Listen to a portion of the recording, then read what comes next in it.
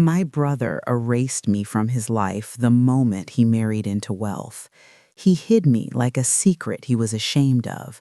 But at one elite party, without knowing who I was, his in-laws admired me, praised me, and welcomed me.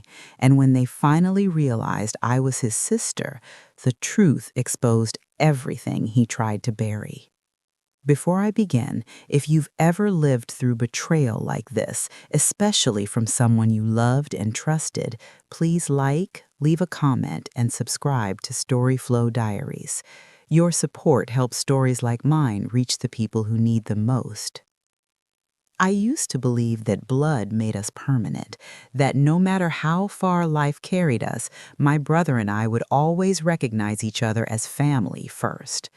We grew up sharing one room, one fan in the summer, one heater in the winter. We learned early how to live quietly, how to stretch meals, how to pretend we didn't notice when neighbors looked at us with pity. My brother, Adil, was always the ambitious one. He studied late into the night, polished his English until it sounded effortless, and promised our parents that one day he would lift us all out of that narrow street where dreams felt cramped. I believed in him. I believed in us. When Adil met Samra, everything changed faster than I expected. She came from a world that felt unreal to me: old money, generational wealth, a family name people spoke with respect before they even met them. Their house had quiet hallways and furniture that looked too delicate to touch. Her parents spoke softly, like they never needed to raise their voices to be heard. When Adil told us he was getting married, my mother cried with pride. My father stood a little straighter. I smiled and clapped and told him I was happy, and I meant it. At least, I thought I did. The wedding was grand in ways I had only seen in dramas: crystal lights, coordinated colors, guests who wore confidence like tailored suits. I wore my best dress, ironed twice, and kept my head high even when I felt out of place. Adil hugged me that day, quick and stiff, like he was in a hurry to move on to the next obligation. I noticed it, but I told myself weddings were overwhelming. Everyone gets distracted. I didn't want to read too much into it. After the wedding, the distance grew quietly, like a crack spreading through a wall. It wasn't loud, it didn't announce itself, it just kept widening. Adil stopped inviting me when he went to visit Samra's family. When I asked casually, he would say it was a small dinner, or that it was last minute, or that I wouldn't enjoy it. He stopped tagging me in pictures. He stopped posting anything that connected him to the family he came from. When I teased him once, half joking, that he'd forgotten his roots, he laughed too loudly and changed the subject. I work a modest job, nothing glamorous. I don't wear designer clothes or speak with polished accents. I carry myself with dignity, but I don't blend into rooms where money has its own language. Slowly, painfully, I began to realize that my brother didn't want me in those rooms. He didn't want me standing beside him when introductions were made. He didn't want questions about where we grew up, what our parents did, or why my hands looked like they knew hard work. The truth came to me not as a confrontation, but as an accumulation of silences, missed calls, excuses, events I found out about afterwards through social media. Once I overheard him on the phone, his voice low and careful, saying, "No, my family isn't really involved much." I froze where I stood. He didn't know I was listening. I didn't interrupt. I didn't cry. I just stood there, holding that sentence like a bruise that would darken later. That night, I sat alone and asked myself the question I had been avoiding. Was my brother ashamed of me, of us, of the life we came from? The answer hurt more because it felt obvious once I allowed myself to see it. In his new world, I was a reminder of something he was trying to outgrow. My simplicity, my modest job, my lack of polish, they didn't fit the image he was carefully curating. I wasn't part of the story he wanted to tell. I didn't confront him, not because I was weak, but because I needed to understand my own pain before handing it to someone else. I kept my distance too. I poured myself into my work, into improving my skills, into becoming someone I could be proud of without needing validation from anyone who shared my last name. There were nights I cried quietly, not because I wanted his approval, but because I mourned the brother I thought I had. Months passed like that. We became polite strangers connected by obligation and shared history. Then one day, I received an invitation that felt unreal, an elite professional event, an elegant party celebrating an industry milestone. I had been invited because of my work, my contribution to a project that had gained attention. I stared at the email for a long time before accepting. I didn't think about a deal. I didn't think about his wife or her family. I thought only about myself and the courage it took to say yes. The night of the party, I wore a simple but well-fitted dress, nothing flashy, nothing borrowed, just me as I was. The venue was breathtaking, soft lighting, quiet music, people who moved with purpose. I felt nervous but grounded.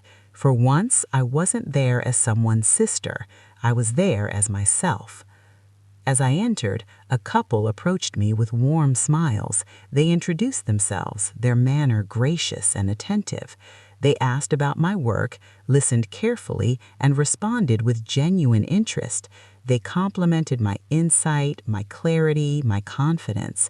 I felt seen in a way that surprised me. As the conversation flowed, something about them felt familiar, though I couldn't place it. Then the woman tilted her head slightly and said with a curious smile, "You have the same eyes as my son-in-law." My heart skipped. I knew before she finished her next sentence exactly who they were.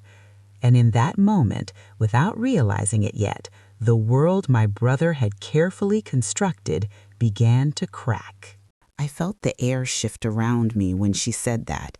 Same eyes as her son-in-law. I smiled politely, the way you do when your mind is racing but your body has learned how to stay still. I didn't confirm anything. I didn't deny it either. I just nodded gently and said something vague about how people often look alike. They laughed softly, not offended, and continued talking to me as if that one sentence hadn't just pulled a thread loose in my chest.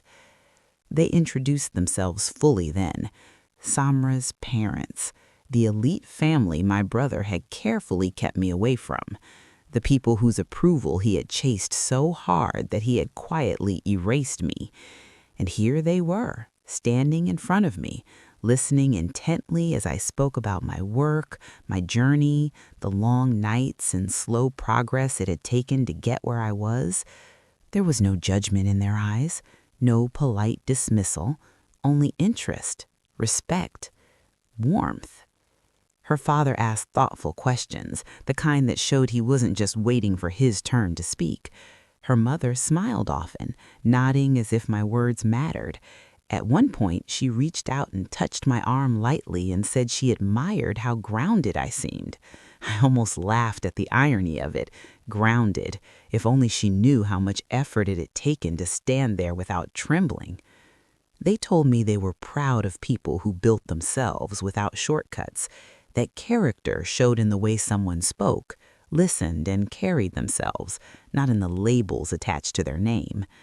Each sentence felt like a quiet contradiction to everything my brother had believed. I wondered, briefly, how different things might have been if he had trusted them enough to let me exist openly in his life. Then I saw him. Across the room, near the center of attention, stood Adil, perfectly dressed, confident smile. His posture was practiced now, refined. He was laughing with a small group, glass in hand, completely at ease. For a second, I considered turning away, slipping back into the anonymity I had grown used to. But it was too late. Samra's mother followed my gaze. Her smile widened with recognition. "There he is," she said warmly, "our son-in-law." She looked back at me, eyes bright. "You really do look alike."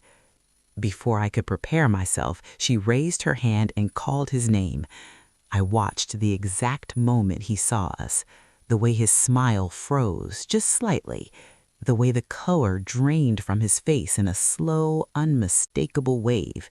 His steps faltered for half a second before he corrected himself and walked toward us, each movement suddenly stiff, measured. I had seen that look before, years ago, when we were children and he was caught in a lie by our parents. Panic disguised as composure. He greeted his in-laws with practiced ease, bending slightly, respectful, polished. Then his eyes flicked to me, just for a second. In that second, everything passed between us. Surprise, fear, a silent plea. I met his gaze calmly. I didn't smile. I didn't frown. I simply acknowledged him, the way one acknowledges a stranger who happens to know your name. Samra's father gestured toward me. "We were just speaking with this impressive young woman," he said. "She has such clarity, such confidence." Adil swallowed. I could see it in his throat. "And," her mother added gently, "she mentioned that you share the same last name as you." There it was, the moment he had worked so hard to avoid. He hesitated, only briefly, but enough.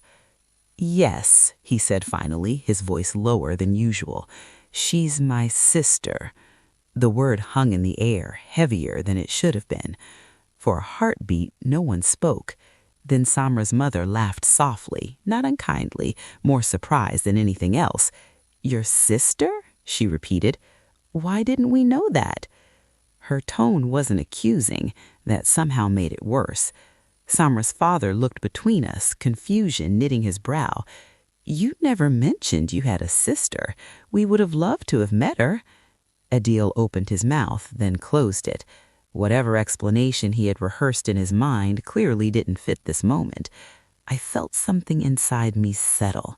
Not anger, not triumph, just a deep, steady calm. This was no longer my burden to carry. I spoke then. My voice was even, respectful.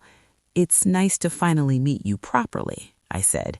"I've heard a lot about you." They smiled back at me, genuine and warm, as if there were no hidden layers of tension underneath the exchange. Samra joined us then, sensing something was off. Her eyes moved from her parents to her husband to me. Recognition dawned slowly. "This is my sister," Adil said again, a little more firmly this time, as if repetition might make it easier. Samra looked at me, really looked, and smiled politely. "I didn't know you had a sister," she said. "I know. Life gets busy." There was no accusation in my words, no bitterness, just truth wrapped in kindness. The conversation moved on, but something fundamental had shifted. Adil was quieter now, less animated. His confidence had dimmed, replaced by a careful alertness. His in-laws continued to include me, asking me questions, inviting my opinions, praising my work openly. Each compliment felt like a mirror held up to the lie he had told himself, that I would embarrass him, that I didn't belong, that my presence would diminish his standing. Instead, I watched him shrink under the weight of his own assumptions. Later that evening, when the crowd thinned and the music softened, Adil approached me alone. His voice dropped, urgent but controlled. "Why didn't you tell me you were coming here?" I looked at him calmly. "You didn't ask." "That's not what I mean," he said, rubbing his forehead. This wasn't supposed to happen." I almost smiled at that. Almost. "What wasn't supposed to happen?" I asked. "That your sister would be recognized for her own work? That people would respect me without knowing where I come from?" He sighed, shoulders sagging. For the first time in a long while, he looked tired. "You don't understand the pressure," he said quietly. "Their world is different. I understand it very well. I've been standing outside it for a long time." He didn't respond. There was nothing left to justify, no excuse that wouldn't sound hollow now. I didn't stay much longer after that. I said my goodbyes, thanked the hosts, and left with my head held high. As I stepped into the night air, I felt lighter than I had in months. Not because I had won something, but because I had stopped losing myself to someone else's shame. That night taught me something I carry with me still. People who truly belong in your life will never ask you to hide, and those who hide you will eventually have to face the truth they're running from. I went home knowing that my worth had never been the problem. The days after that night passed more quietly than I expected. There was no dramatic phone call from my brother, no sudden apology, no explosion of emotion that movies might promise. Instead, there was silence, a deliberate one, the kind that settles after something important has been said without words.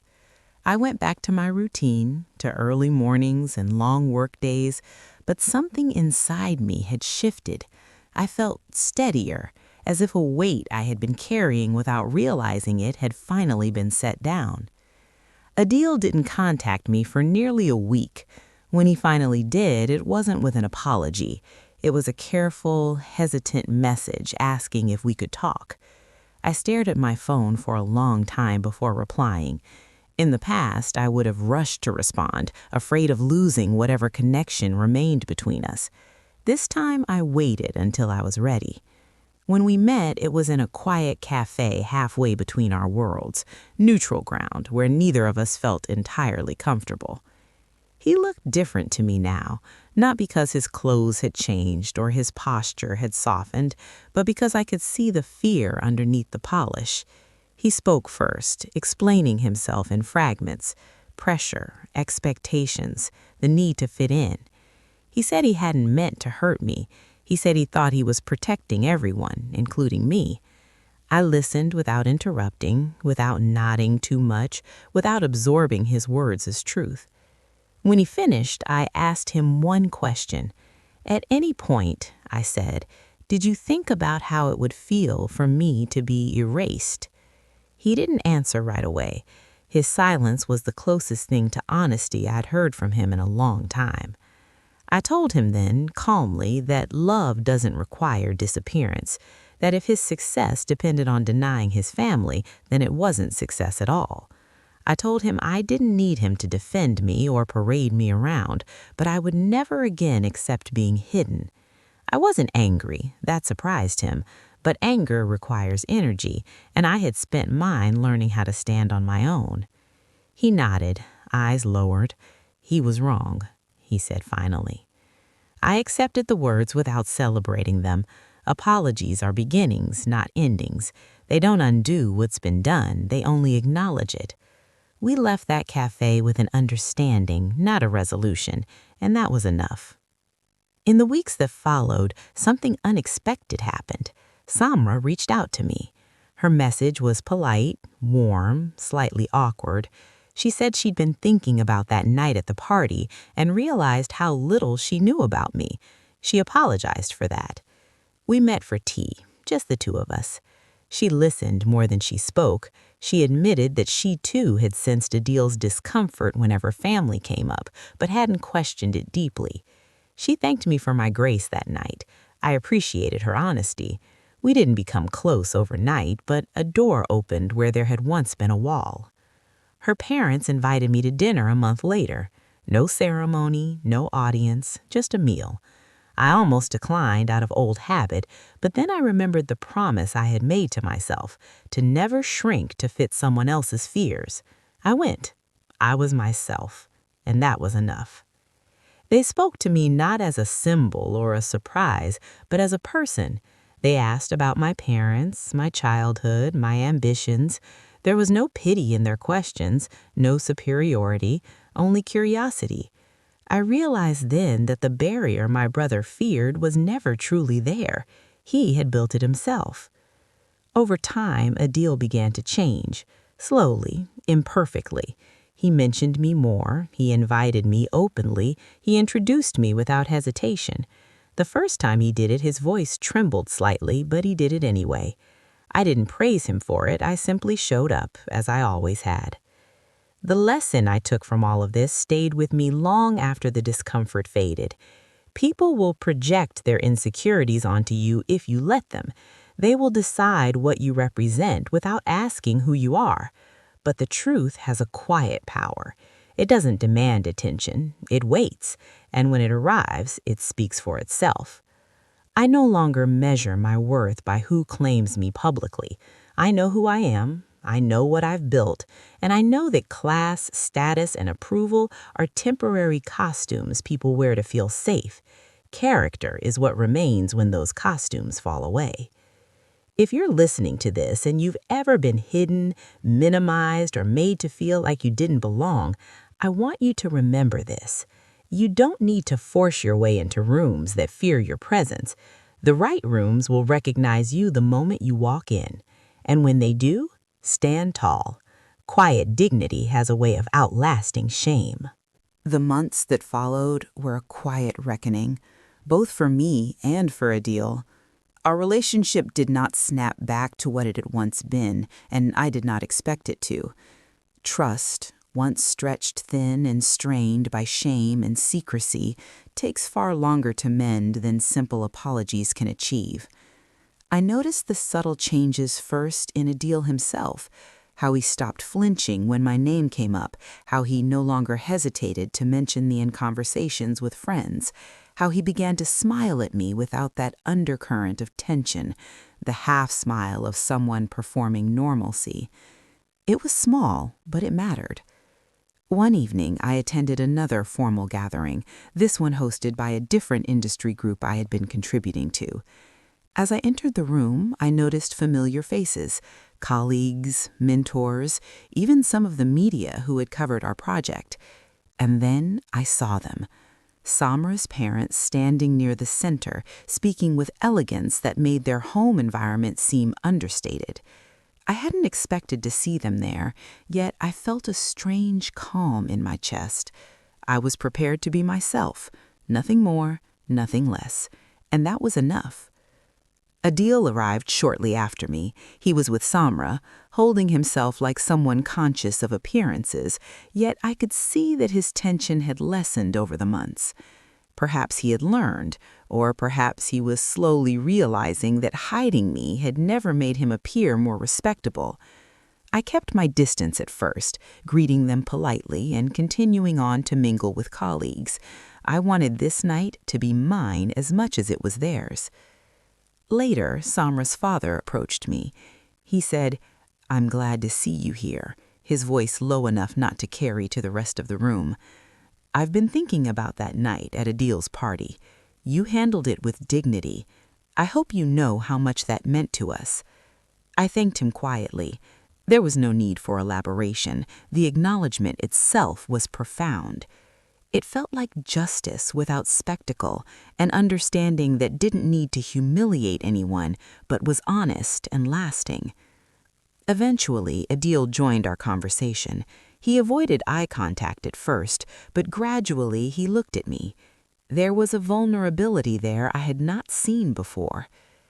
I want to do better," he said, almost as if testing the words in his mouth. "I don't want to hide you anymore." I looked at him, seeing the sincerity, but also the remnants of fear. "It's not about hiding, it's about being truthful, and it's not my responsibility to make you brave." That seemed to settle something in him, or at least quiet part of the tension he carried. Over the following weeks, I began noticing subtle changes in how Adil handled his social life. He introduced me without hesitation. He spoke of our childhood openly, without embarrassment. For the first time, he seemed to understand that my presence did not diminish him. If anything, it made his honesty more compelling. I didn't relish this as a victory, but as a quiet affirmation that truth, character, and patience often speak louder than status or wealth. I also noticed something else. Other people, those who had once perhaps overlooked or underestimated me, began to treat me differently. It wasn't sudden or dramatic. No one came to fawn over me or announce me publicly. But in meetings, in social gatherings, in professional contexts, my ideas were acknowledged more clearly, my contributions noted, my presence accepted without qualification. It was as if simply existing authentically had shifted perceptions, and it was liberating. One evening, I went back to the street where I had grown up. The houses looked the same as they always had, quiet, modest, familiar. I walked past the little shops, the narrow sidewalks, the places I had learned patience, humility, and resilience. I realized I no longer carried shame for being from there. I never had, really. The shame had always been projected onto me by someone else's fear, someone else's need to appear a certain way. I smiled quietly, taking it all in. The simple beauty of familiarity, the grounding of my roots, and the quiet pride in having built myself without compromise. Adil called me later that week. We spoke about small things at first, family updates, our parents' health, minor events at work. But the conversation eventually turned personal, as it always did. He asked questions I had never thought I'd hear from him, about my feelings, about my experiences, about how I handled being excluded. I answered honestly, and he listened. For the first time, I felt as if he was seeking understanding, not validation, not performance. That mattered far more than any grand gesture could.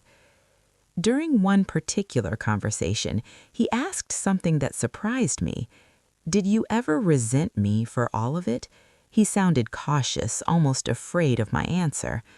I paused, thinking about the months of silence, the moments of quiet pain, and the clarity I had gained. "I won't lie," I said. "I felt hurt, but I never lost myself. That was mine to keep, not yours to take away." There was silence on the other end. I could imagine him processing the words, realizing that my dignity and my presence were never his to control.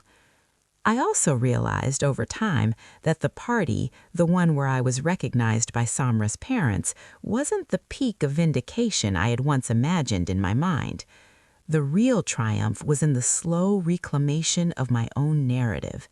It was in the way I carried myself afterward, the quiet steadiness of knowing my worth, the authenticity that could not be hidden or erased.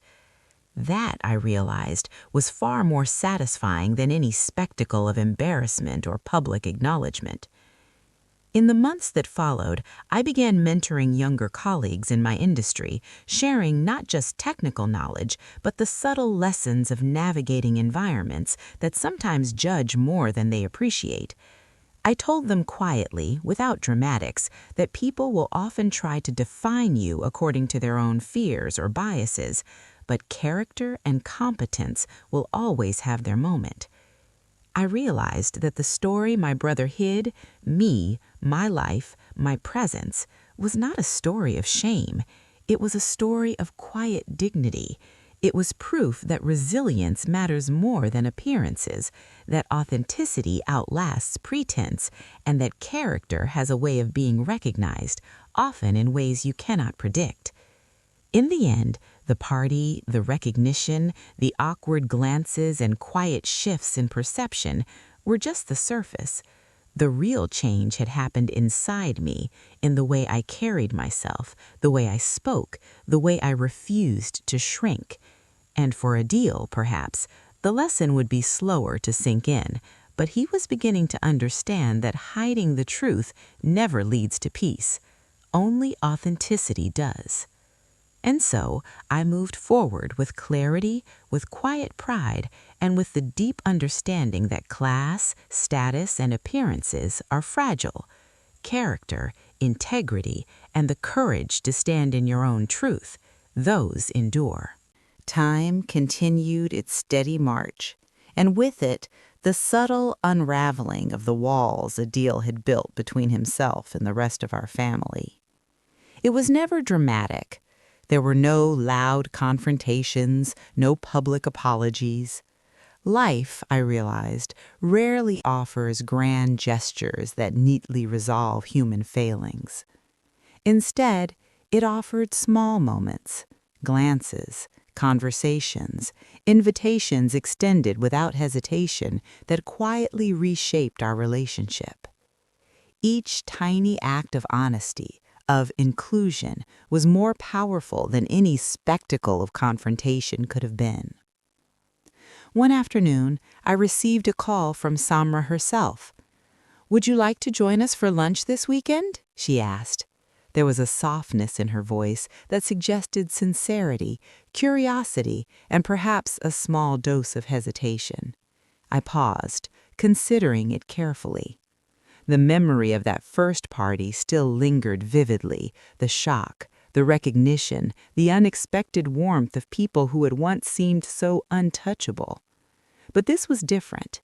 This invitation wasn't a stage, it wasn't a test.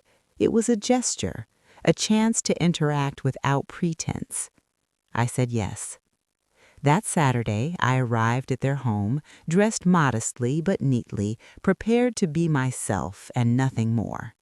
Samra greeted me at the door, and for the first time, I felt a kind of ease I had not experienced when we had met previously. Her parents were seated in the living room, and Adil arrived a few minutes later, looking slightly nervous but calmer than I remembered. He greeted me with a nod, a tentative smile, nothing more, nothing less. That was enough. Lunch was simple but elegant.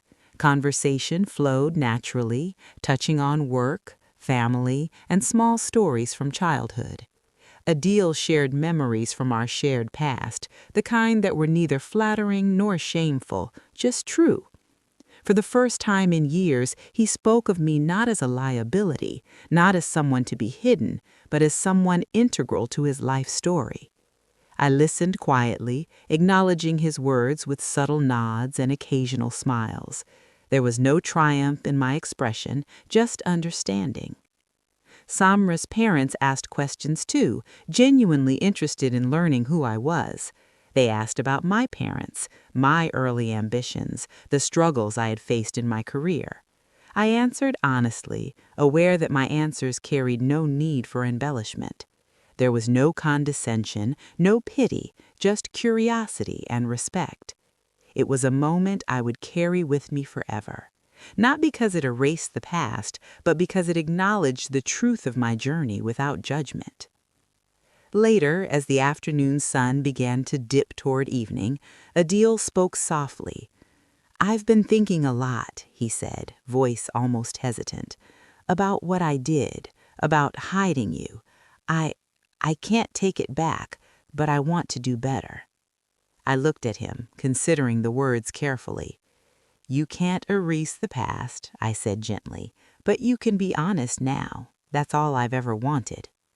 His eyes met mine, and for a brief moment I saw the brother I had once known, the one who had cared for me, protected me, and dreamed alongside me before the fear of appearances had changed him. There was a vulnerability there, a quiet acknowledgement of mistakes and limitations. I didn't offer forgiveness aloud. I didn't need to. The truth had already done the work it needed to do. Over the next few weeks, our interactions became more natural. Adil began inviting me openly to gatherings with his in-laws.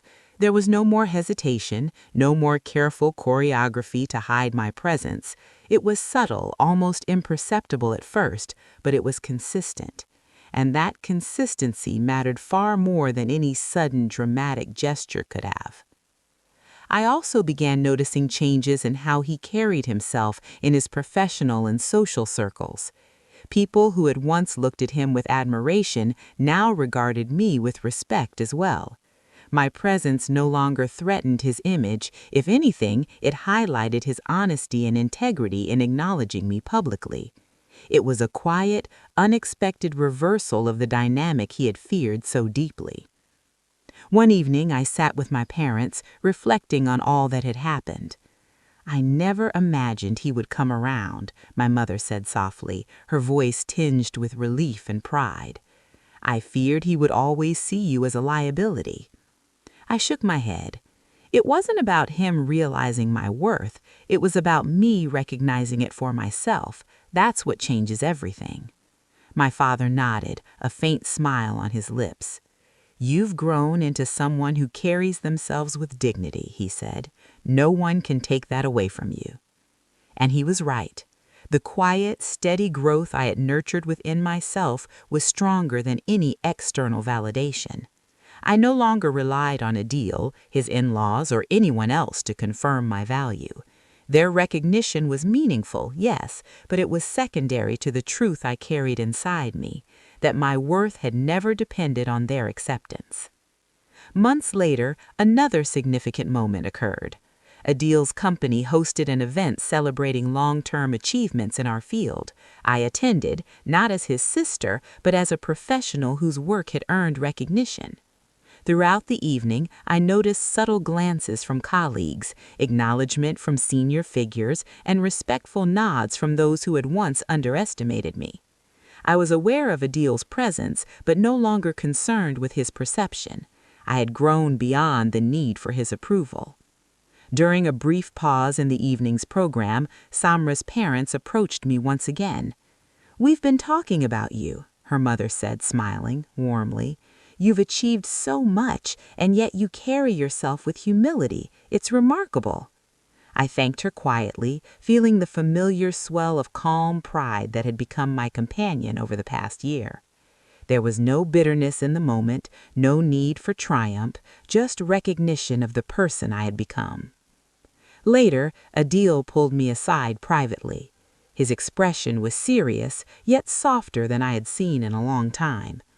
"I know I've hurt you," he said, voice low.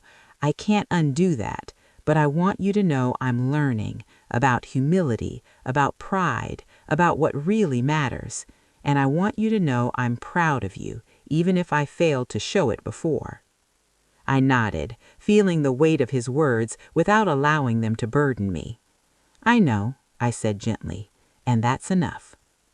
The night ended quietly, without ceremony or spectacle, but as I left the venue, walking into the cool evening air, I realized that the most important moments had never been about public acknowledgement or visible triumph. They had been the moments of quiet integrity, the decisions to remain authentic, the courage to be myself regardless of who sought to hide me. Looking back, I understood that the journey from exclusion to recognition was not a story of revenge or humiliation. It was a story of resilience, of dignity, of the power of truth. Adil's shame, his fear of judgment, had never defined me. My character, my perseverance, and my refusal to shrink had spoken far louder than anything he could have orchestrated. And I also realized that life does not always offer perfect closure. People carry their flaws, their insecurities, their misguided fears. But the most important truth is that your worth is never determined by someone else's perception. It exists independent of approval, waiting for recognition by those who can see it clearly, and more importantly, waiting for you to honor it yourself. In the quiet that followed, I felt a profound sense of peace. Not because I had bested my brother, not because I had been publicly acknowledged, but because I had reclaimed my narrative. I had stood firmly in my truth, and that truth was enough. And for Adil, perhaps the lesson would continue to unfold slowly, but for me, the path was clear. Dignity, integrity, and authenticity endure far beyond the fragile illusions of status, appearances, and approval. The months following brought a rhythm I had longed for, steady, quiet, and honest. I no longer measured every interaction against Adil's perception of me, nor did I feel the need to anticipate his discomfort in social situations. My life, my accomplishments, and my self-respect had become a constant I could rely on. Yet the presence of his elite in-laws continued to be an unexpected but welcome reminder that dignity is often recognized even when the world seems to ignore it. One afternoon, I received an invitation from Samra herself to attend a cultural event that our family hosted annually. "It's small," she said, "mostly artists, professionals, and a few friends, but I thought you'd enjoy it." I paused, reflecting on the last year. The party where her parents recognized me, the subtle shifts in my brother, the slow reclamation of my own narrative. I accepted. This wasn't about proving anything. It was about being seen for who I truly was. The evening arrived and I dressed modestly, selecting something elegant but understated. When I arrived, I immediately noticed the warmth of the room. There were no staged introductions, no awkward silences, no unspoken tension. People moved freely, laughed openly, and engaged in meaningful conversations. It was exactly the kind of environment I thrived in, a place where value was measured not by wealth or status, but by presence, thoughtfulness, and authenticity. Samra greeted me with a warm hug, and her parents smiled broadly. "We're glad you could join us," her father said. His words carried a sincerity that I had not experienced before. No pretense, no obligation, just genuine welcome. I felt a small smile tug at my lips. These moments, I realized, were far more powerful than any public acknowledgement. They were proof that respect, when it is real, does not demand spectacle.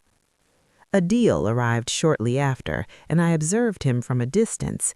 He was interacting confidently with the guests, but I noticed subtle signs of reflection, an occasional glance my way, a shift in his posture when our eyes met. The confidence he carried was still there, but it was tempered by awareness. He had learned, slowly, that hiding me had not protected him.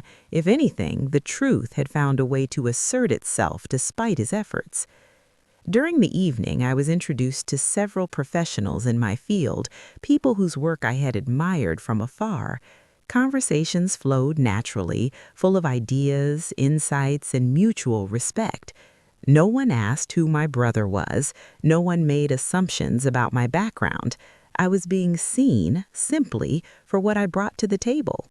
It was liberating. At one point, Samra's mother pulled me aside. "I wanted to tell you," she said quietly, "how much we admire your strength. You carry yourself with such grace, and yet you never demand recognition. It's remarkable." I nodded, feeling the familiar warmth of acknowledgement that had nothing to do with appearances or family connections. It was validation without strings, a rare and precious thing. Later, as the night progressed, Adil approached me. His expression was serious, but softened by the evening's atmosphere. "I've been thinking," he said, "about everything that's happened this past year, about how I treated you, how I tried to hide you. I don't expect forgiveness, but I want you to know that I see my mistakes clearly now." I regarded him quietly, measuring my response. "You've said that before, but this time it feels different. Not because you're apologizing, but because I can see the change in you. That's what matters." He nodded, his voice quiet. "I don't want to repeat the past. I want my actions to reflect the truth I finally understand." I smiled faintly, recognizing the sincerity in his words. "Then start by living it," I said simply. "Everything else will follow." The night ended on a calm note. I left the event feeling light, unburdened, and quietly triumphant, not because anyone had seen me triumph over my brother, not because I had been publicly recognized, but because I had learned the most important lesson of all. Your worth is determined by your character, not others' acceptance or fear. In the weeks that followed, I noticed a continued shift in Adil's behavior. He invited me more openly to gatherings, spoke of our shared past without embarrassment, and even included stories of my accomplishments when talking to friends. These were subtle changes, but consistency over time proved more powerful than any sudden gestures. I watched him learning to reconcile his insecurities with the truth, and while it wasn't perfect, it was real. I also noticed a change in myself. I no longer measured my confidence or success against anyone else's perception. The respect I had longed for from Adil, from his in-laws, and from society at large had become secondary to the quiet pride I carried in myself. It was a freedom I had never known before, and it transformed the way I navigated every aspect of my life. One evening, I received a call from a former colleague who wanted to collaborate on a new project. As we spoke about ideas, strategies, and challenges, I realized how far I had come. I was recognized not because of family connections or appearances, but because of the skills, integrity, and perseverance I had cultivated. That recognition, professional, authentic, and earned, was far more satisfying than any social approval. Adil and I continued to interact cautiously but genuinely. We shared stories, laughter, and occasional arguments, the kind that siblings share. There were no grand reconciliations, no dramatic apologies needed. The simple act of being honest, consistent, and present had rebuilt a bridge between us, brick by careful brick. The year drew to a close, and I found myself reflecting on the journey. From the moment I realized Adil had hidden me, to the party where his in-laws recognized me, to the quiet changes in our family dynamics, I had learned lessons I would carry forever. True dignity does not require spectacle. True recognition comes from integrity, not pretense. And resilience is cultivated not in moments of triumph, but in the quiet persistence of living authentically, even when others attempt to erase you. I remembered my childhood, the narrow streets, the modest home, and the struggles we faced together. I realized I no longer carried shame about where I came from, nor did I carry resentment for Adil's past actions. Instead, I carried understanding. I had grown into someone who did not need others to define my worth. I had become a person whose presence mattered because I had claimed it for myself. Adil's in-laws remained part of this journey, not as saviors, but as witnesses. Their recognition had been a catalyst, yes, but it was my own choices, courage, and consistency that defined the outcome. And as I continued to move forward, I understood that life's greatest lessons often arrive not in grand moments of confrontation or revenge, but in the slow, quiet unfolding of integrity, patience, and self-respect. I looked forward to the future with a calm certainty. There would still be challenges, misunderstandings, and moments of doubt, but now I had an unshakable foundation. My worth was mine to uphold, and nothing or no one could take it from me. And in that realization, I found freedom, dignity, and a deep, enduring peace. The months that followed were quieter than I expected, but in their quietness lay a steady transformation. Adil, my brother, was learning, slowly, the lesson he had resisted for so long, that hiding someone you love doesn't protect you, it only diminishes the trust and the bond you share. He began to include me more openly, first in small social gatherings, then in family dinners, and finally in events where his in-laws were present. Each time I felt the subtle tension ease, a little more each time, until what once felt impossible became routine. It was during one such evening, a modest gathering at Samra's parents' home, that I realized how far we had all come. The atmosphere was warm, filled with quiet conversation, laughter that was unforced, and a sense of inclusion that had previously been absent. I wore a simple dress, something understated but elegant, and I felt comfortable in my own skin in a way I hadn't in years. As I entered the room, Samra greeted me with a hug, her smile genuine and relaxed. Her parents looked at me with kindness and curiosity, and I realized that the memory of the first party, the shock, the recognition, the awkward tension, had been replaced by something far more meaningful: acceptance without pretense. Adil arrived a few minutes later, and I observed him carefully. His posture was more relaxed, his voice less guarded, and there was no trace of the nervousness I remembered from the party months ago. He approached me with a tentative smile. "I'm glad you're here," he said simply. "No apologies, no elaborate explanations, just acknowledgement." That, I realized, was the most honest kind of reconciliation. Words alone could not have achieved what his quiet, consistent actions were now accomplishing. Throughout the evening, conversations flowed naturally. I spoke with Samra's parents about my career, my experiences, and my aspirations. There was no judgment in their questions, only genuine curiosity and interest. They asked about my parents, my upbringing, the struggles and triumphs that had shaped who I was. I answered honestly, feeling the rare satisfaction of being fully seen without having to defend my existence or my choices. Each response, each story reinforced a sense of belonging I hadn't realized I had longed for so deeply. At one point, Adil's expression shifted. He was listening as I spoke with his mother-in-law, and I noticed a faint smile cross his face. It wasn't pride in the way people often associate with ego, but something quieter, more profound, recognition of a truth he could no longer deny. I had always been here, I had always mattered, and finally he seemed to understand that trying to erase me had done nothing but create distance between us. Later in the evening, I found myself alone with Samra's father for a brief moment. I hope you know that we've always valued honesty and integrity. Seeing you tonight, sharing your story, has reminded us of what truly matters. I nodded, feeling a deep, quiet warmth. This was not a spectacle. There was no need for dramatic gestures or public declarations. This was real, meaningful acknowledgement, the kind that endures. When Adil approached me later, he spoke softly. "I've been thinking about the way I treated you. All of it," he said. "I can't undo the past, but I want to make sure I do right by you moving forward." I looked at him, my gaze steady. "I don't need you to make up for the past," I said gently. "I only need honesty. Actions speak louder than words."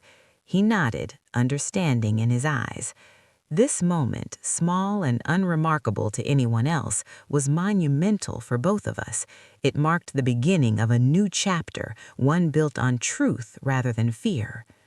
In the weeks that followed, our relationship continued to grow, not perfectly, but authentically. Adil included me in more family activities, introduced me without hesitation, and spoke of me to his friends with pride rather than embarrassment.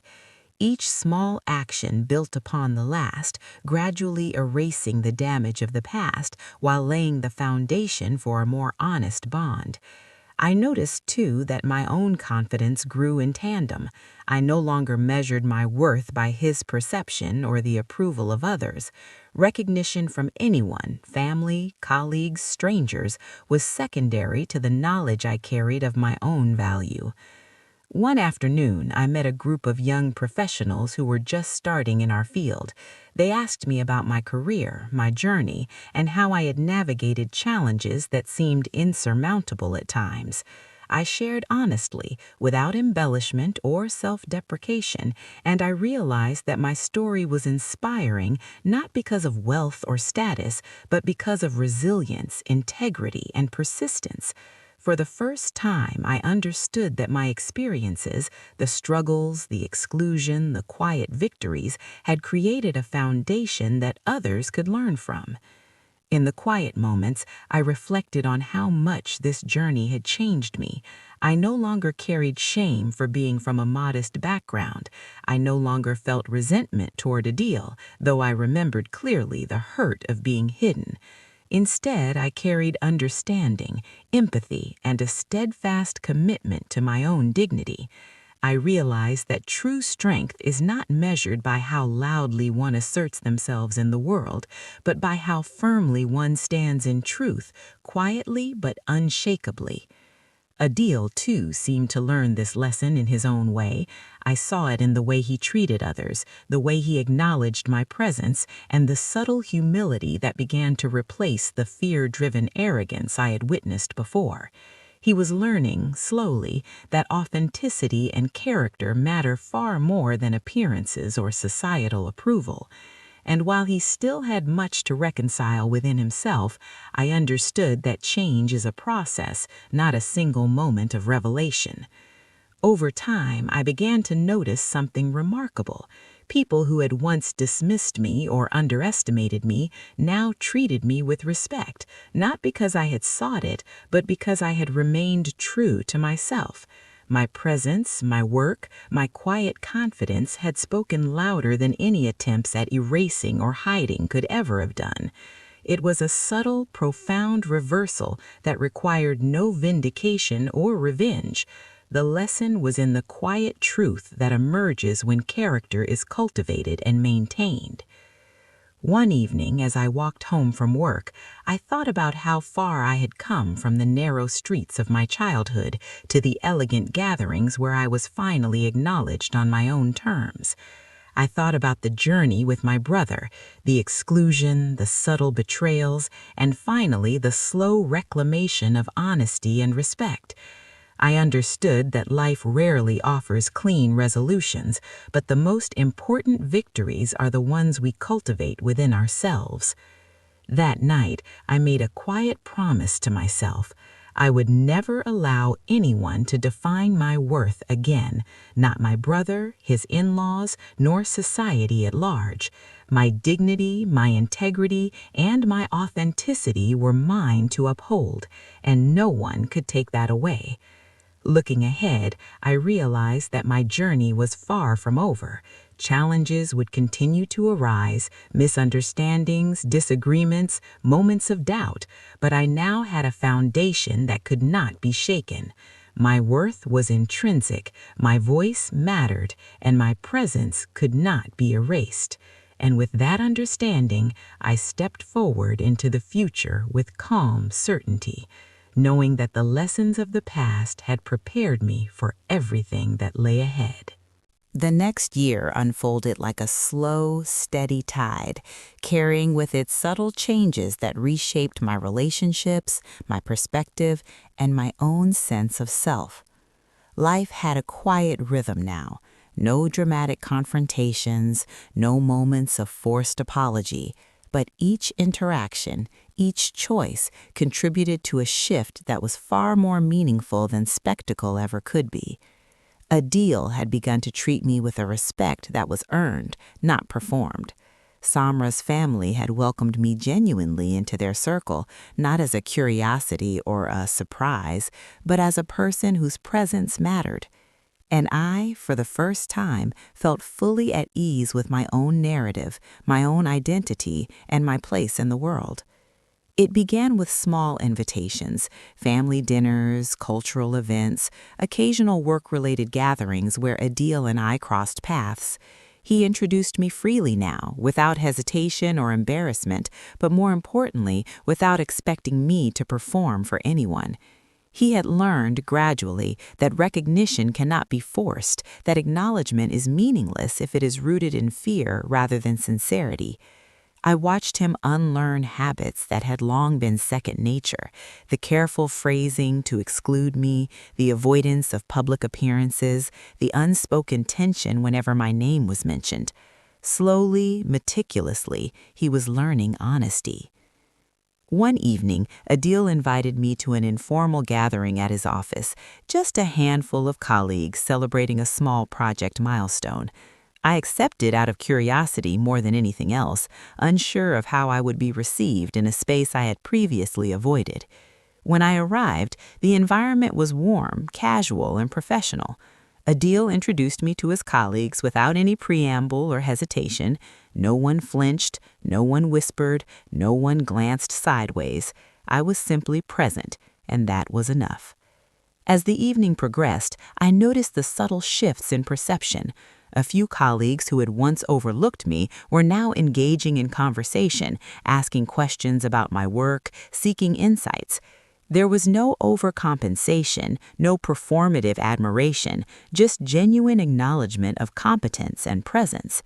I realized then that recognition is far more meaningful when it is earned through integrity, consistency, and the quiet assertion of one's identity rather than through spectacle or social advantage. During a brief lull in the evening, Adil approached me privately. His expression was sober, contemplative. "I've been thinking a lot," he said, "about the past, about hiding you, about the shame I let influence me. I can't undo it, but I want to make sure I act differently from now on." I regarded him carefully. "You've said that before," I replied, "but the difference now is that I see it in your actions. That matters more than words." He nodded, visibly relieved. For the first time, he didn't seem defensive or guarded. He seemed present, aware, and sincere. Over the following months, our interactions became increasingly natural. We shared stories from our childhood, laughter, and occasional disagreements, the kind that only siblings can share. There was no need for dramatic reconciliation because the bridge had been rebuilt quietly through consistency, authenticity, and mutual respect. Each interaction reinforced a lesson I had learned long ago. The most powerful victories are internal, grounded in character, integrity, and dignity, rather than in public acknowledgement or social spectacle. Around this time, I began mentoring a small group of younger professionals in my field. I shared my experiences, the struggles, the small victories, the moments when I had been underestimated or overlooked. I emphasized resilience, authenticity, and the quiet power of consistency. I could see their eyes widen, not because of wealth or status, but because of the lessons embedded in lived experience. For the first time, I understood that my story, once a source of private frustration, had become a tool to guide others, to inspire confidence and determination in those navigating similar challenges. At home, my parents noticed the change too. They saw me growing into a version of myself that no longer sought approval from anyone outside of my family or my own conscience. "You've learned to carry yourself with dignity," my mother said one evening, her voice tinged with quiet pride, "and no one can take that away from you." My father nodded, adding, "You've shown that worth is not determined by wealth, status, or the approval of others. It's determined by who you are and how you choose to stand in the world." I smiled quietly, recognizing the truth in their words.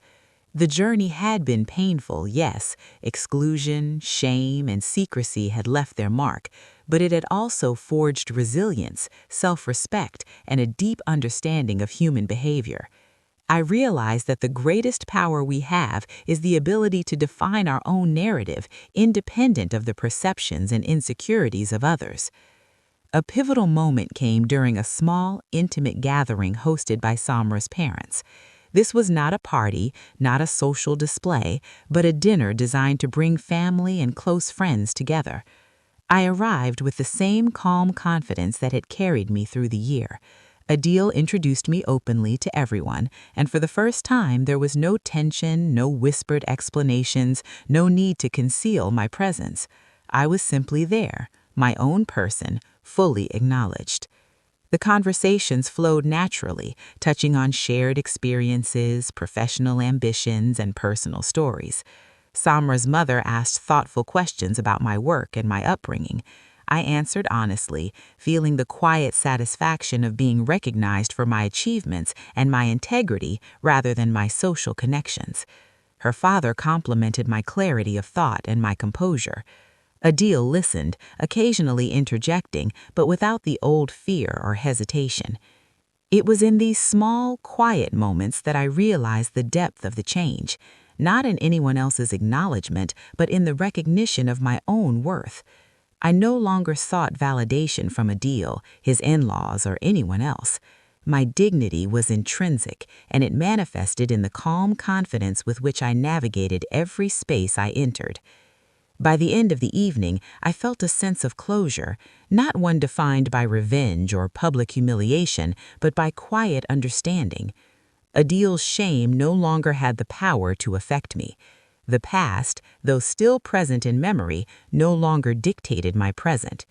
I had reclaimed my narrative, and in doing so, I had discovered a profound sense of freedom. In reflecting on the journey, I recognize that life rarely offers clean resolutions. People carry their flaws, insecurities, and fears, and those things often influence how they treat others. But the most important truth is this: your worth is never determined by others' perceptions. It exists independent of approval, waiting for acknowledgement by those who can truly see you, and more importantly, waiting for you to recognize it yourself. As the year drew to a close, I felt a sense of peace and confidence that I had never known.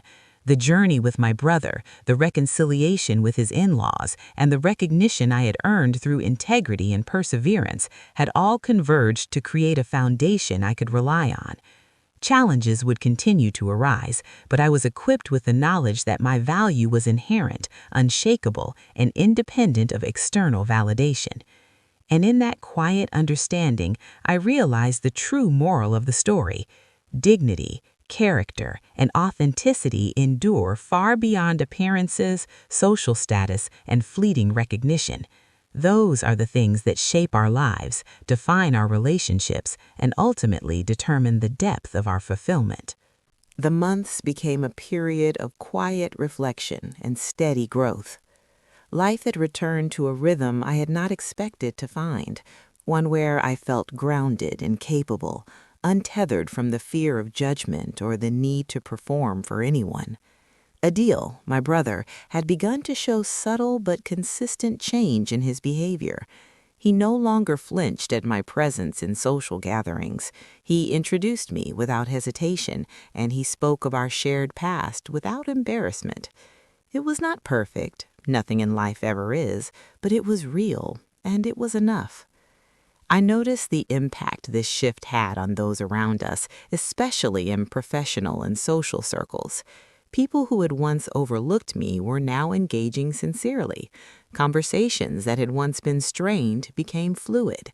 Colleagues asked for my insight without hesitation, and I observed with quiet satisfaction that respect earned through competence and character is far more enduring than respect demanded through wealth or status. Recognition came naturally when you were unafraid to show up as yourself, and that lesson had been reinforced time and time again. A significant turning point occurred one afternoon when Samra called me with an invitation to a charity event her family was organizing. "It's a small gathering, but it means a lot to my parents," she said. "I think you'd enjoy it, and it's a chance to meet some people doing important work." I accepted immediately, knowing that these smaller, intimate settings were where real connections were forged, not in ostentatious displays or grand gestures, but in authenticity and presence. When I arrived at the event, I was struck by the warmth and sincerity of the atmosphere. It was not about appearances or prestige. The guests were engaged in conversation about causes that mattered, about making a tangible difference, about work that required dedication and compassion. I felt instantly comfortable, welcomed for who I was, rather than judged for where I came from or whom I was related to. Samra greeted me with her usual warmth, and her parents smiled genuinely. "We're so glad you could join us," her father said. His words were free of any undertone of obligation or surprise, and that alone felt like a kind of acknowledgement that no party or social gathering could ever provide. There was no need for me to prove anything. I was simply present, and that presence mattered. Adil arrived shortly after me, and I noticed a subtle difference in how he carried himself. He was still composed and polished as always, but there was a newfound ease in his demeanor. He approached me with a small, tentative smile. "I'm glad you're here," he said simply. That was all. No grand apologies, no dramatic declarations, just acknowledgement. And in that simplicity lay more truth than anything else I had experienced in our long, complicated journey. Throughout the evening, I found myself in conversations that were meaningful and engaging. Guests asked about my work, my experiences, and my journey.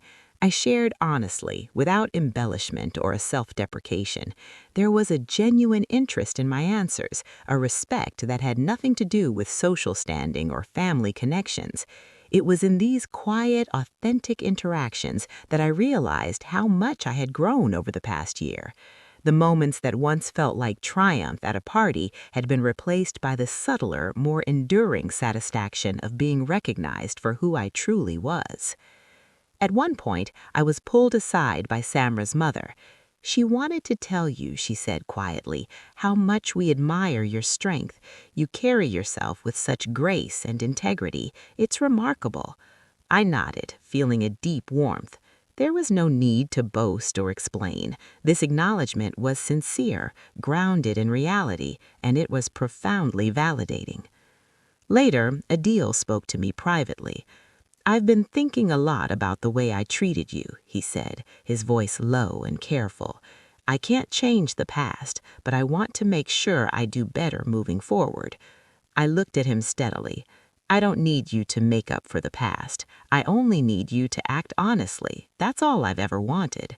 He nodded, visibly relieved, as if understanding at last that integrity matters more than appearances. Over the next weeks, our relationship deepened in subtle, meaningful ways. We shared memories from childhood, laughter, and even disagreements, the kind only siblings can share. There were no grand reconciliations, no dramatic apologies needed. The bridge had been rebuilt quietly through honesty, consistency, and the refusal to shrink in the face of shame. Each interaction reinforced the lesson I had carried all along.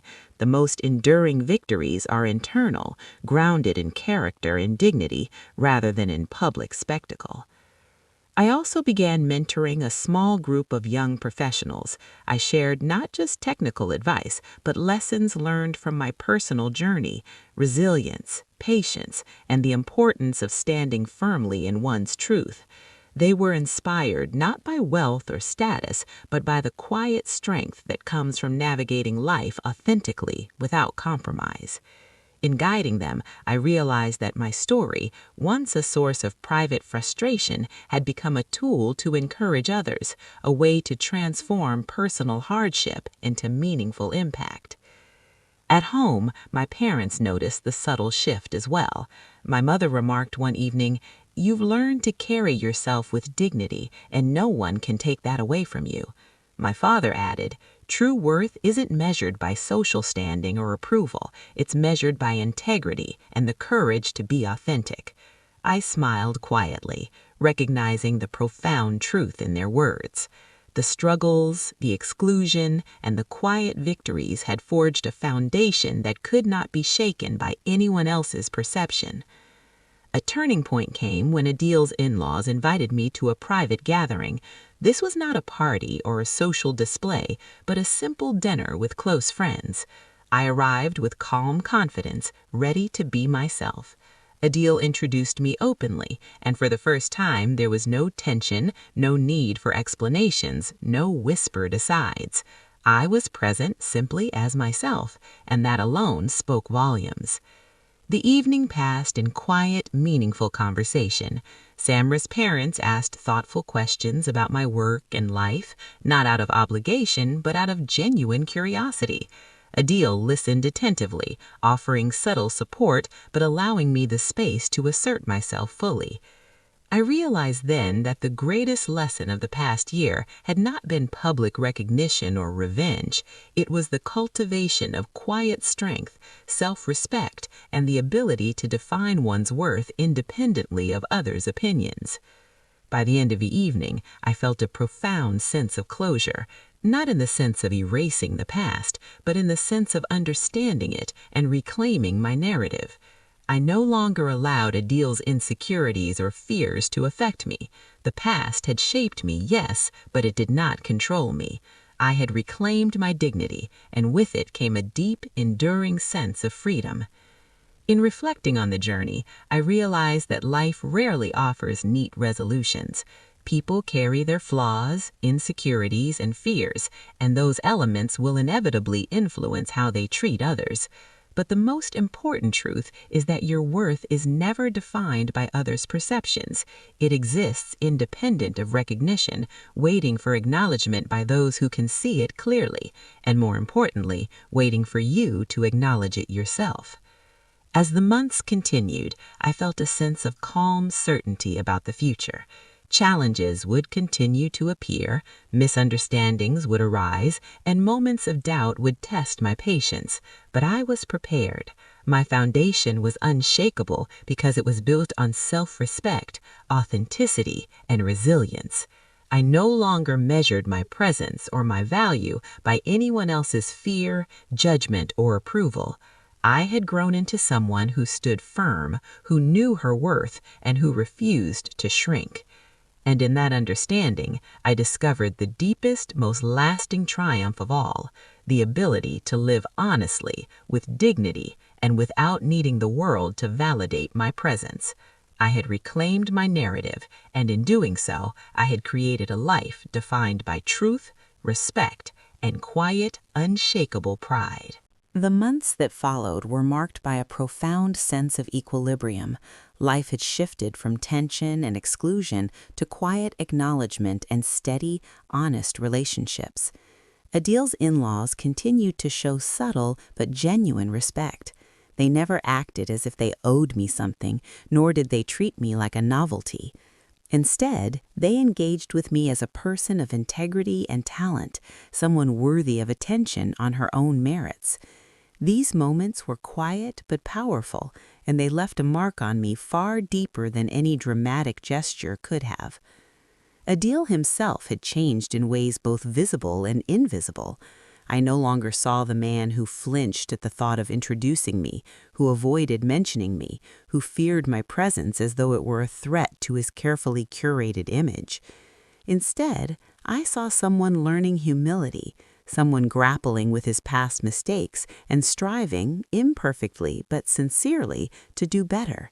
He had not suddenly become perfect. He was still cautious, still nervous at times, still human, but there was a sincerity in his actions now that had been absent before. One evening, our parents hosted a small family gathering at home. The space was warm and familiar, filled with the aromas of home-cooked food and the gentle murmur of conversation. Adil arrived with Samra and a few friends from work, and for the first time I noticed a complete absence of tension. He introduced me casually, naturally, and with no need for careful phrasing or guarded glances. The recognition was implicit in his actions rather than explicit in words, and that, I realized, was far more meaningful. As the evening progressed, I found myself reflecting on the journey that had brought me here. The painful months when Adil avoided me, hid me, and seemed ashamed of my existence had been hard, almost unbearable at times, but they had also been instructive. They had forced me to confront my own self-worth, to learn to assert my presence without apology, and to cultivate the quiet strength that now defined me. I realized that dignity, once internalized, cannot be taken away by anyone else, not even a brother who once feared judgment. Later that evening, I had a private conversation with Adil. He was quieter than usual, his eyes searching mine for a moment of understanding. "I know I can't undo the past," he said softly. "I know I hurt you, and I've carried the weight of that guilt. I just want to make sure I honor you properly moving forward." I looked at him steadily, not with anger, but with recognition. "You don't need to prove anything to me," I replied gently. "I only need honesty, integrity. That's all that ever mattered." He nodded slowly, taking in my words. This period also allowed me to focus more intently on my career. Freed from the burden of constantly navigating others' perceptions, I found that I could fully invest in my work, my goals, and my aspirations. Opportunities that once seemed distant now appeared within reach. People began to notice my contributions, not because I was related to anyone, not because of who I knew, but because of the value I consistently brought to every endeavor. Recognition, I discovered, is most powerful when it follows competence and authenticity. At the same time, my relationship with Samra's family deepened. Their warmth and respect were not performative. They were rooted in observation and genuine appreciation. They asked about my family, my journey, and my personal growth. I shared honestly, recounting experiences that were difficult, embarrassing, or challenging. and their responses were never patronizing. They were reflective, considerate, and encouraging. I began to see that their approval, while meaningful, was secondary to the quiet satisfaction I derived from living authentically. Over time, I also began mentoring others, particularly young women in my field who faced similar challenges. I shared not only professional advice, but also the lessons I had learned about resilience, integrity, and self-respect. I told them candidly about being hidden, underestimated, and dismissed. I emphasized that their value is intrinsic, that no one else has the authority to define it, and that true recognition comes from acting consistently with honesty and character. Watching them absorb these lessons, grow, and gain confidence brought me a sense of fulfillment far more enduring than social validation ever could. One day, while walking home from work, I reflected on the arc of the past year. I remembered the moment I first realized that Adil had been ashamed of me, the party where his in-laws recognized me unexpectedly, and the slow but steady reclamation of my own voice and presence. I realized that the most significant victories had not been public, they had been internal, quiet, and deeply personal. They were victories over fear, over shame, and over the tendency to let others' opinions dictate my sense of self. By now, my interactions with Adil had settled into a new normal. We could joke together, share memories, and even discuss disagreements without tension. He no longer avoided mentioning me in public or private, and our conversations had an honesty they lacked before. I saw glimpses of the brother I had loved before appearances and fear had intervened. I understood that he was learning, in his own imperfect way, that authenticity and character are far more enduring than wealth, status, or social approval. Samra's parents invited me to more events, small and meaningful gatherings where I could engage with people whose values aligned with mine. These experiences reinforced a lesson I had learned again and again. Respect earned through competence and integrity is far more durable than recognition granted by social status or fear. I felt a quiet confidence in these spaces, knowing that I was being acknowledged for who I really was, not for whom I was related to or how I appeared. At home, my parents observed these changes with quiet satisfaction. They saw me walking taller, speaking more confidently, and navigating the world with clarity and assurance. "You've learned to carry yourself with dignity," my mother said one evening, "and no one can take that away from you." My father added, "Your worth is measured by integrity and the courage to stand in truth. Nothing else matters." I nodded, feeling the profound truth of their words settle into me. As the year drew to a close, I found myself reflecting on the journey with clarity.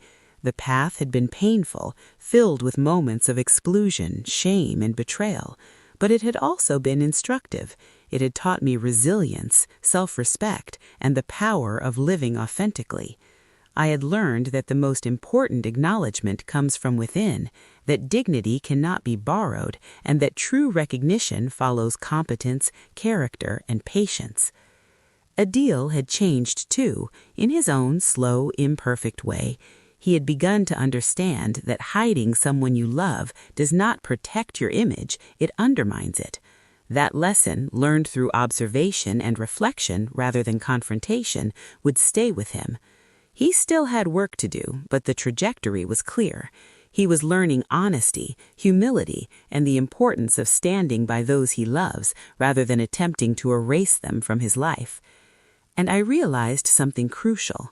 Life rarely provides perfect closure. People carry flaws, fears, and insecurities that can affect how they treat those they love. But the power to define your own worth, to assert your presence, and to act with integrity is always within your control.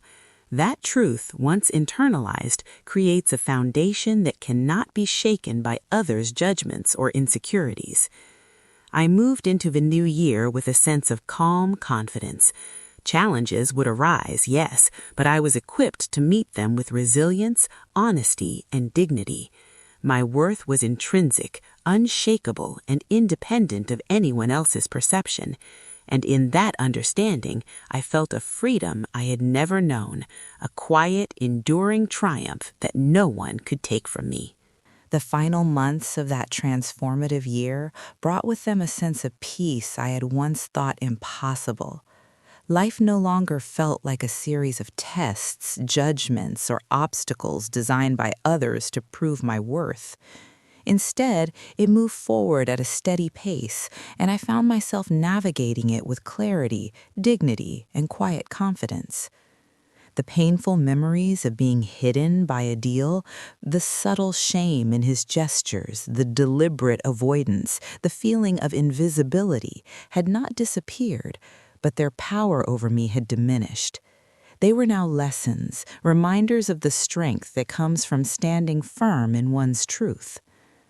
By this point, Adil had fully embraced a different approach to family and social interactions.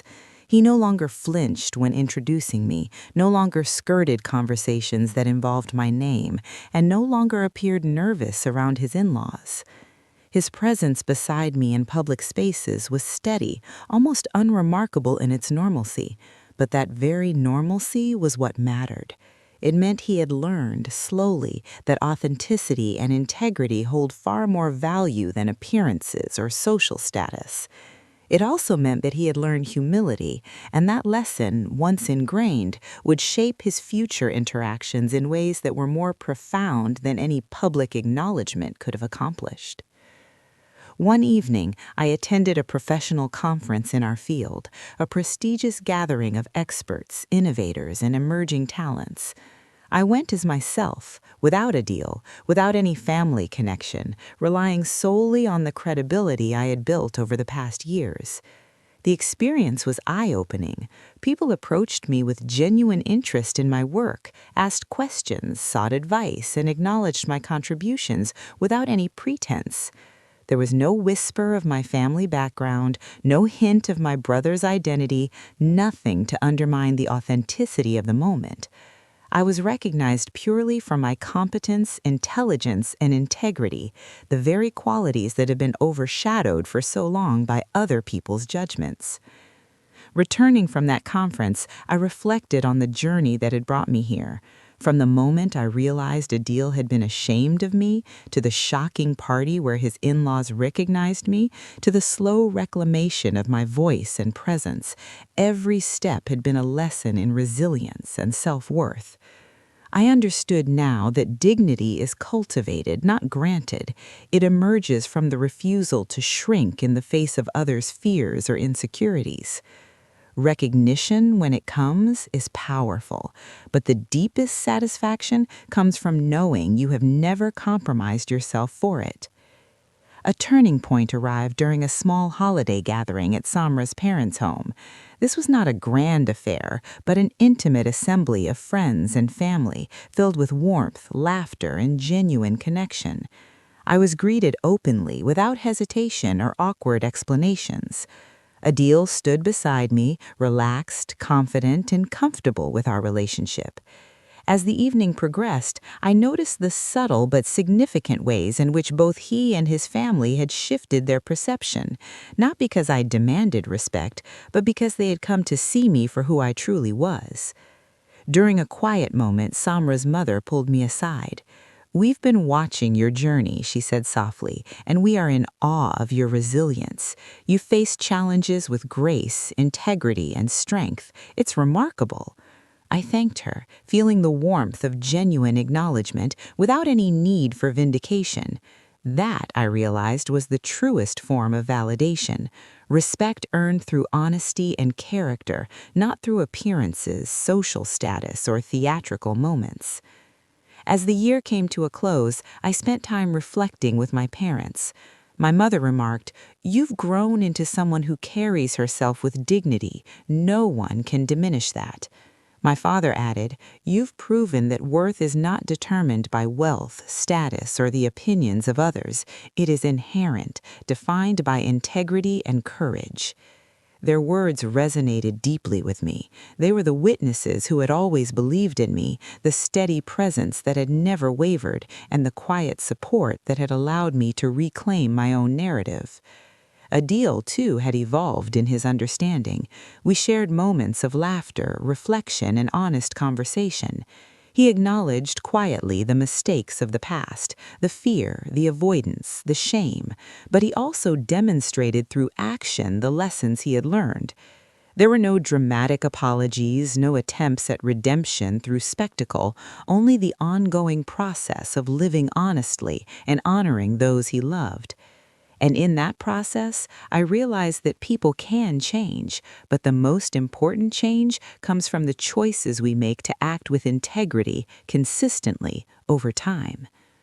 Professionally, I continued to grow. Opportunities emerged that had once seemed distant or inaccessible. Recognition flowed from my work and my contributions, not from any social connection or family association. Each acknowledgement reinforced the lesson I had internalized long ago. True success and respect are earned through perseverance, authenticity, and the refusal to shrink in the face of judgment. One particularly meaningful moment came when I was invited to speak at a seminar for young professionals. I shared my experiences, the struggle of being hidden, the quiet victories of earning recognition, and the importance of integrity and self-respect. I emphasize that worth is intrinsic and cannot be defined by others' insecurities or prejudices. As I spoke, I saw attentive faces, nods of understanding, and quiet smiles of encouragement. For the first time, I felt the profound satisfaction of knowing that my journey could inspire others, that my story could empower them to assert their own value and embrace their authenticity. Looking back, I realized that the most important lessons had not come from confrontation, revenge, or public humiliation. They had come from quiet resilience, from living authentically, and from refusing to let others' fear or judgment dictate my sense of self.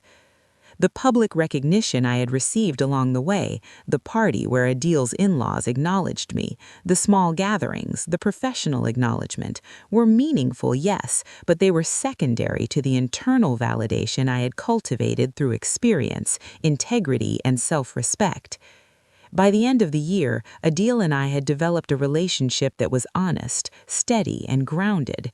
We could laugh together, share memories, and even disagree without tension. There was no lingering shame, no need for validation through spectacle. The bond was rebuilt quietly, gradually, and sincerely. And I realized that the most enduring relationships are those built on truth, not fear, on respect, not appearances, and on shared authenticity, not the illusion of perfection. As I looked towards the future, I felt a sense of calm certainty. Life would continue to present challenges, misunderstandings, and moments of doubt, but I was prepared. My foundation, built through resilience, integrity, and self-awareness, was unshakable. I no longer relied on anyone else to define my worth, and that freedom allowed me to navigate life with clarity, confidence, and quiet strength. And finally, I understood the true moral of this journey. Dignity and character endure far beyond appearances, status, or social validation. The lessons of being hidden, overlooked, and underestimated shaped me into someone who could face the world authentically, stand firm in her values, and inspire others along the way. I had learned that true triumph is not measured by public spectacle, revenge, or recognition, but by the ability to reclaim your narrative, live with integrity, and assert your worth quietly yet unshakably. The story of being hidden, overlooked, and ultimately recognized had come full circle. Adil had learned humility and honesty. His in-laws had learned to see me for who I truly was, and I had learned the most important lesson of all. My worth was never defined by anyone else, and it could never be taken away. Walking into the new year, I carried with me not resentment, not triumph over my brother, but a deep, enduring sense of peace. Life had taught me that the quiet victories, the ones we earn through integrity, patience, and authenticity, are far more powerful than the loudest declarations of recognition. And in that understanding, I found freedom, dignity, and a profound, unshakable strength that would carry me through every chapter yet to come.